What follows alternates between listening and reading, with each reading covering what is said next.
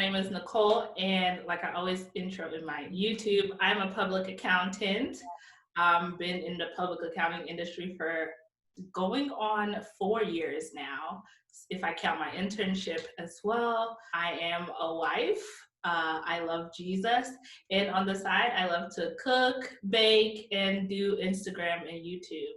And I wasn't born in the United States. I was born in Luanda, Angola, which is a country in Africa, but I grew up in the United States and have lived here pretty much for 20 years. Cool. Yeah, so I kind of wanted to know more about your college experience. So yeah, like where did you go to college? What did you do? Yeah. Oh, well, this is perfect. So, Yeah. so I went to Penn State University. Let me fix this camera. I went to Penn State University, which is in University Park in Pennsylvania, because that's where I grew up. So it's in the U.S. we call them state schools. Yeah. So got some scholarship opportunities to go there, and that's where I went to school pretty much for my undergraduate. And then I did my master's degree at Texas A&M Corpus Christi, which is like really south of Texas, close to Mexico. Cool. Yeah, so what made you want to study accounting? Like, did you always know, or was it just kind of like, I'm just going to do this? No, actually, I thought that I was going to be an engineer of some sort. I thought that I was going to do some kind of engineering. And then my uncle, actually, he had started his own business. And he literally one day was like, I'll pay you if you can put my invoices in a spreadsheet. Yeah. And at the time, I was taking a business course in high school where they teach us about like just basic Excel and such, and like different, like very vaguely different industries within the business world. And so kind of 2 + 2 going together struck my interest for finance. So I was like, okay, I think I'm going to be a financial analyst, go to school for finance. And then as I started doing my research, I kind of realized that I came across accounting, and I realized accountants have a broader spectrum versus finance. Finance is more niche based. And then with accounting, you could do so much more. I was like, okay, let me try this accounting thing and see like how it's going to go. But I literally had no idea what I was getting myself into. Right. Yeah. So what was your like classes like? Did you do a lot of like elective, or was it just mostly based on accounting? Yeah, so from my university, when I applied and got accepted, I got accepted into the accounting program because that's what I had chosen. Like some people, they don't declare their major up until 2 years into college, but I always knew I wanted to go the accounting route. So early on, my schedule was set up that I had classes that met the accounting requirements. So since my very first semester, so like my first semester, I had the general classes like English, math, but then I had my very first introduction to accounting course during my first year. And then from once you pass that, it's one of those courses that if you pass it, you're meant to be in the accounting world. If you fail it, you need to look for something else to do. But once I passed that, then with my advisor, we were able to keep scheduling like the different accounting and finance related classes that I needed to graduate. Cool. So yeah, did you work during that time, or did you do like any internships and stuff? Yes, I did. So actually, I started off working as a cashier when I started. I did it in high school, and then when I came on to college, I was a lead cashier for a large retail store. So that really helped me with learning how to manage money, and in terms of like managing people and counting money and all things that entail sales. So it helped me understand that side of accounting.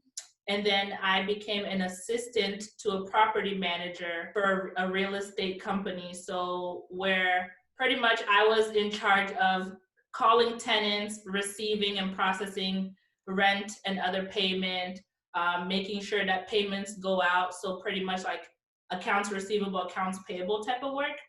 And then I also worked on campus as just a student assistant. for two different departments, mainly the accounting department.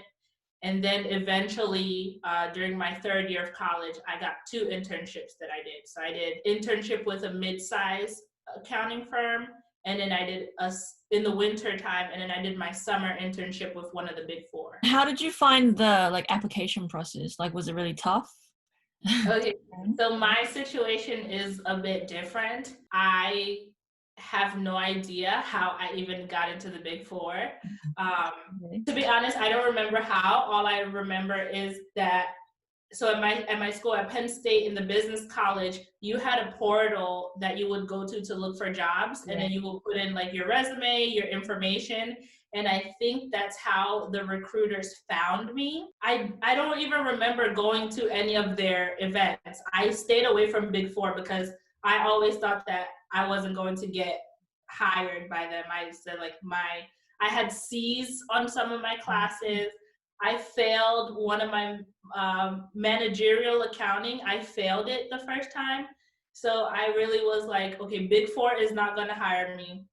But I don't really know. I think it was just a blessing from God that the recruiter contacted me.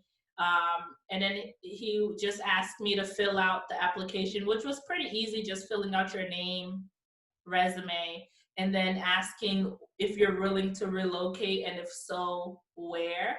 And I was willing to relocate, and that's kind of how I got it, because I was the only one that put that I was willing to relocate of everybody that they recruited. So that's kind of what happened with me. And then after that process, they send you to the office for an office visit.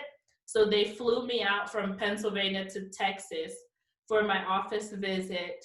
And then you just kind of talk to a couple of people, and then they tell you that you got the internship offer, and then eventually the job offer. Cool. Yeah, so I think you talked about working at a few different places. So what do you think like are the biggest differences between maybe like a smaller firm and like a bigger firm? Yeah, so there's a couple differences, and I think the main ones are, I would say, hours. I think hours and the type of clients. Those are, I would say, the two main differences. So the hour standpoint with Big Four, I'm pretty sure you've heard this. When you're in a Big Four, be expected to work, right? Which means you're gonna have to put in. I feel like depending on the day and the month, just expect to put in 50 hours for a regular work week at the Big Four, and then during busy season, expect to put 60 or more hours. And then versus the mid tier, it's like 40 hours, usually 40, 45 hours solid when it's not busy season. And then you have your 55, you're supposed to work minimum 55 hours when it's busy season. So I think that's one of the main differences. And then in terms of the client type, so expectation, with Big Four, you're dealing with big clients, Fortune 500, known name clients. And then the mid-tier firm, you're dealing with more smaller clients, nonprofit clients, more so like private clients that are not public filers. So expectations are a little different. Yeah, it's funny because like I hear a lot of kind of horror stories and everyone knows how tough it is. So many people still like kind of like aspire to get a job there. So I don't know, like why do you think, is it like just a reputation? Yes. So if you have Big Four, if you have public accounting experience in general, but especially if you have Big Four on your resume, it's going to open up so many doors for you. So that's why a lot of people do it, because you can go from working at the Big Four as a staff or a senior to becoming a controller or an assistant controller or an accounting manager somewhere. And then also that kind of shows that, okay, this person is a hard worker. They're willing to work hard because they've subjected themselves to this kind of work environment for a certain amount of years. And then it shows, and I say this in parentheses because it's not true, but a lot of people think that it shows that it's the person is really good at accounting or is really knowledgeable. But that, even though that's not necessarily the case, but it gets you pretty much places. Yeah, I guess going back to school, like what made you want to do postgrad and get your master's degree? So I don't I don't even know where to begin with that Okay. one, but pretty much I didn't get the master's in accountancy like most people Okay. get to get the 150 credit hours. I got the 150 credit hours another way, but I wanted to diversify my portfolio a little bit. I was like, okay, I have a bachelor's in accounting. I want to get a master's, but in something else, still within the business world. But in case I ever want to leave accounting for good, I can still venture off into other areas. And it was in between doing a master's in like human resources and versus a master's in business administration with an accounting concentration. So that's ultimately I went the MBA route just so that I can have an additional knowledge of accounting while still gaining other knowledge of business practices. Right. Okay. So kind of like for the career options and Yeah, it was mainly for the career options. Because like a master's in accountancy is literally just like you taking 5 years to graduate with your undergraduate in accounting. It's really that. It's just more accounting classes, but you get a master's in it versus actually doing a different type of master's to diversify your portfolio and to learn more beyond the accounting bubble. cool. Cool. Yeah. So I guess now going into your YouTube, like what made you want to start making videos and posting them? So my YouTube videos, okay. I started my YouTube channel, I think it was in 2011. I was, of course, just watching, and at the time, people didn't really know what YouTube was, right? And then I came across a couple of beauty channels and people showing stuff that they like fashion, and I'm a fashion girl. So I think it was, yeah, when school started, my high school, for that year, I had just gone shopping for clothes and shoes, and I was an avid shoe girl at the time. So I said, how about if I just take my laptop? At the time, I had like a really bad old laptop. I put it on the floor and showcased the shoes that I had purchased for the school year. Mm. And that kind of was how it started. And then I stopped. I had stopped when I went to college because I was like, okay, college is hard. I don't have time to be showcasing what I do. I wish I would have. I had vlogs on my old phones that I deleted. I wish I wouldn't have because I did vlog some of my college journey, but I guess it just wasn't meant to be at the time.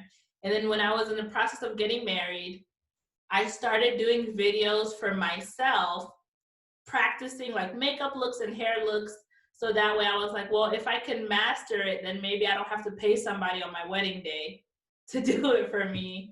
Right. And then my husband was actually the one who encouraged me to document my journey at the Big Four because prior to me starting, I found one other person at the time, which was Steffi Mills, who documented her journey.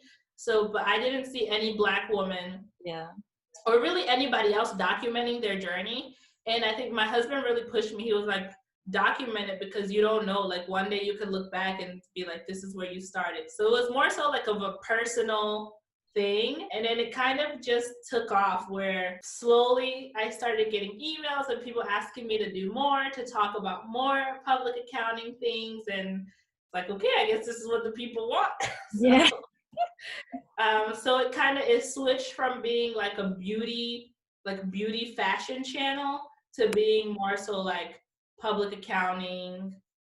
It was mainly for a while just public accounting only and documenting my career to now kind of incorporating more lifestyle stuff. Yeah, for sure. I think your videos are really interesting. Like you seem to have a really good mix of like vlogs and accounting stuff and like lifestyle. Yeah, I know like sometimes with YouTube, I was getting to the point where I, of course, I work in accounting. So it got to the point where I work in accounting and then I sit down to talk about accounting. It was getting very tedious for me to the point where I'm like, okay, I don't even like this anymore. And then I was like, let me just try to switch things up and see the response, right? But then of course I'm like, I know the majority of my audience they want the accounting videos, so those will never go away. but just being able to showcase other parts of my life as well, I think has been helpful to other people to see like not only do you have to just do accounting 24/7, but you can actually be a normal person. Yeah, exactly. I think it's hard to find a balance because you want to make stuff that's, people want to see, but then you also want to do things that you like as well. Yeah, yeah, it's really hard, and I think even until today, I struggle with that where I'm like I know like I could have more subscribers. I know I could be getting more views and getting like brand deals, like more brand deals and stuff like that. But then I have to remember like, hey, you have a community going. Mm. Like it's okay if you're not at like 10,000, 20,000, 100,000 subscribers just yet. From having 50 subscribers in 2018 to now having close to 3,000 subscribers, that's a pretty big deal. So I think sometimes like I just have to talk myself out of my like feeling like I'm not doing enough. Yeah. Yeah, definitely. You've also done a couple, I think, travel vlogs. Is there like a favorite place that you've been to? Oh, there's so many. um, I think Dubai. Dubai this year was my favorite place. Yeah. I wish I could go back. I will go back in a heartbeat. Yeah, I've just been to the airport, but I haven't Really? actually like seen it. Yeah, it's oh man, it's just one of those places that like you have to go, and when you go, you're gonna want to go again and again and again. I don't think I'll ever get tired of going to Dubai. Right, yeah, yeah, for sure. I think you also talked about moving. I moved to upstate New Uh, York. Yeah, for my husband's job. So that's another thing that I'm like, I kind of want to document to showing like not everyone is meant to be in one place for their entire lives. Like I grew up moving my whole life. I think I'll say like I'm 25, and of my 25 years of existence, maybe there's like 6 years, I'll say more like 4 years that I didn't move. Whether it be move to a different home or move to a different city. So I've spent a majority of my life moving a lot, and I kind of also am enjoying showcasing that because I know there's some people are afraid to move and to try new things, go new places, whether it be for work or not. And I think that's one thing that I'm trying to bring on my channel as well. It's like it's okay to leave your comfort zone. It's okay to go other places and explore. And like for us, we don't have kids yet, so yeah. we're perfectly fine with like going wherever. It's like just getting up and moving. Yeah, exactly. I think honestly at this point I'm like excited to move because I feel like when I'm in the same place it's like stagnant and you're just doing the same thing. Yeah, I feel like after a while it just gets like I don't like the moving process in terms of packing and Yeah. unpacking, but then sometimes I'm like it's good because you get to know new places, and then also like with I love home decor and all things that my husband he hates the fact that I shop all the time. Yeah. But I'm like, it's a clean slate. It's time I can do something new, and just make it my own. So then I have the memories like, okay, when we lived in this place, my style was like this, and now we live in this place, my style has changed. Now it's like this.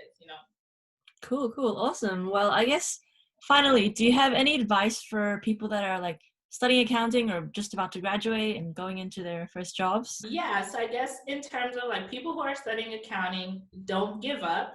Yeah. Don't give up. Don't let anyone or anything deter you. If you really want to be an accountant, you're going to be an accountant. It's just a matter of time. Make sure you study. Don't just read, but actually take time to try to understand the concepts and get help if needed. And then for those graduating, it's okay to not go work for a big four or public accounting uh, firm. Of course it's great, but it's okay to go off and do other things. And I've talked about this in a few videos. There's so many other options that you can do in terms of a great career with having an accounting degree, that you shouldn't feel like big four or public accounting is the only way to go. And also be willing to move.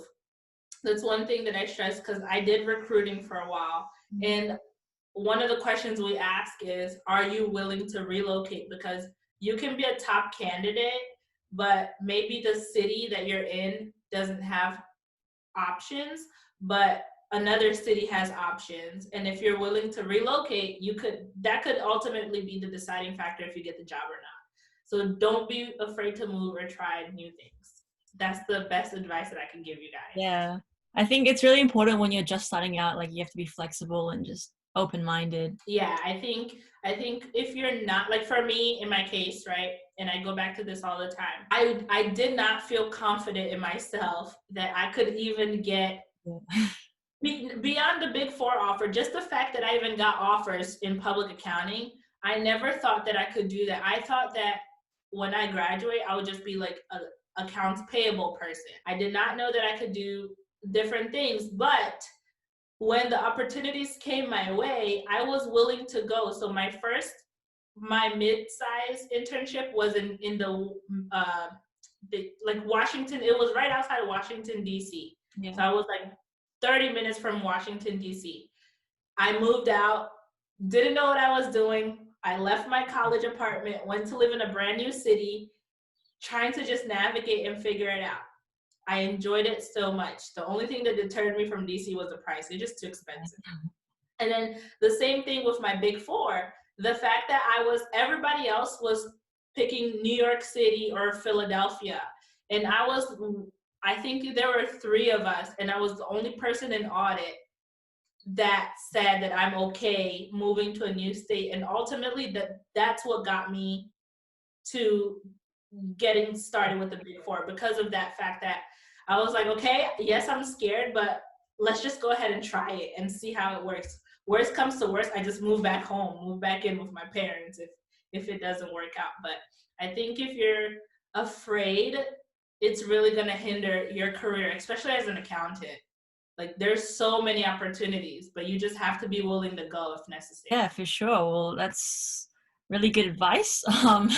Thanks so much for your time. I will leave all your links down below so everybody can follow you, subscribe. Yes, um, thank you. I look forward to getting to talk to you more and just being here to be a resource for anybody who needs it. I have a passion for people, so I really love to help any way I can.